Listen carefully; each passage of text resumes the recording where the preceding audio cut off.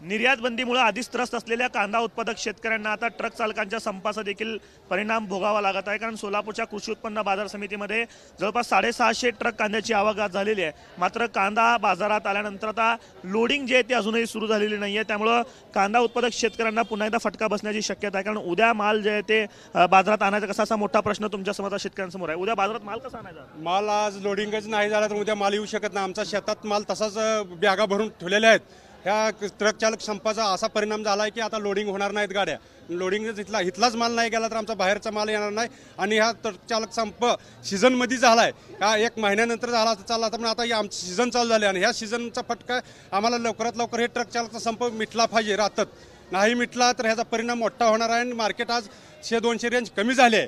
या ट्रक चालक संपाचा आम्हाला भरपूर हे झाला आहे। आणि जो रातात जी निर्यात बंदी झाली ह्या निर्यात बंदीचा फटका असा मोठा झाला आहे।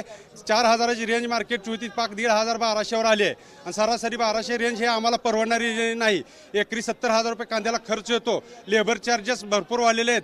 10 वर्षापूर्वी आम्ही ही 1000-1200 भाव घेत होतो तर आज खताची गोणी 5000ला झाली आहे, 2000ला झाली आहे। त्यामुळे आम्हाला हा परवडणारच नाही, कोणताच विषय परवडणार नाही। रातात निर्णय घेतलेला लवकरात लवकर मागे घ्यावा आणि सरकारनं निर्यातमध्ये उठवावी। 2 पैसे आम्हाला मिळले तरच आमचे लेकराबाळाचं जीवन सार्थकी लागणार। आमच्या बी लेकराबाळाचा शिक्षणाचा वगैरे खर्च आहे तो होत नाही आणि लेबर कशाच्या जेव्हा आम्ही जगवायचे हे आम्हाला मोठी समस्या आहे। संध्याकाळी आम्ही दारे धरायला जातो राहतात आणि जे साप इंचू हे त्याचे बायका लेकरापासून जाऊन आम्ही दाराची संध्याकाळची लाईट आहे, थंडी टेम्परेचर असल्या थंडीमध्ये आमच्या शेतकऱ्यांनी जाऊन संध्याकाळी दाराची हे काय आम्हाला परवडणारी गोष्ट नाही।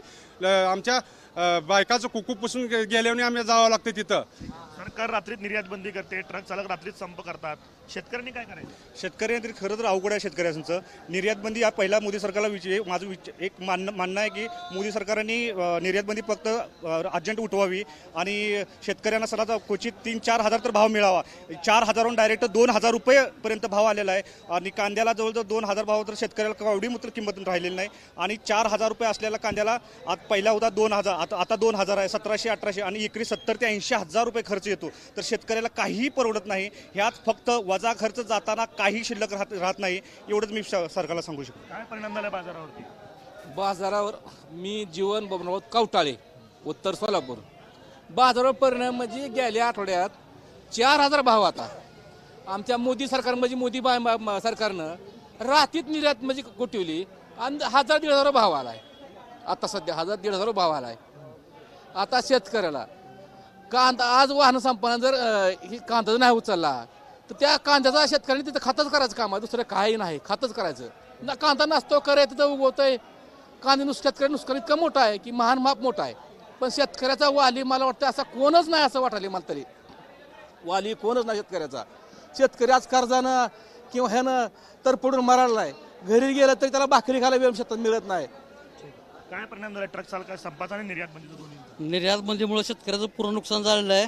शेतकऱ्याची कर्ज हटत नाही ते, उतरावर बोजा वाढाला आहे, लेकराचं शिक्षण आरोग्य, शेतकऱ्याला दवाखाना करायची परिस्थिती राहिली शेतकऱ्याची। आम्ही मेडिकलमध्ये गोळ्या खाऊन जगतो, डॉक्टरकडे जायचं सुद्धा आमच्याकडे पैसे नाही सध्या कंडिशनला। दर काय जाता कांद्याचे? दर 12-13 रुपये दर चालू आहे सध्या। कांद्याचे दर जे ते 12 रुपये ते 13 रुपये प्रति किलो इतके आलेले आहेत। आणि एकीकडे निर्यात बंदीमध्ये त्रस्त असताना पुन्हा आता ट्रक चालकांनी संप केलाय। त्यामुळं दुहेरी संकटात सध्या शेतकरी सापडला अशी परिस्थिती सोलापूरच्या कृषी उत्पन्न बाजार समितीतले शेतकरी सांगतात। कॅमेरा पर्सन अयुब कागदीसह आफताब शेख, एबीपी माझा, सोलापूर। एबीपी माझा, उघडा डोळे बघा नीट।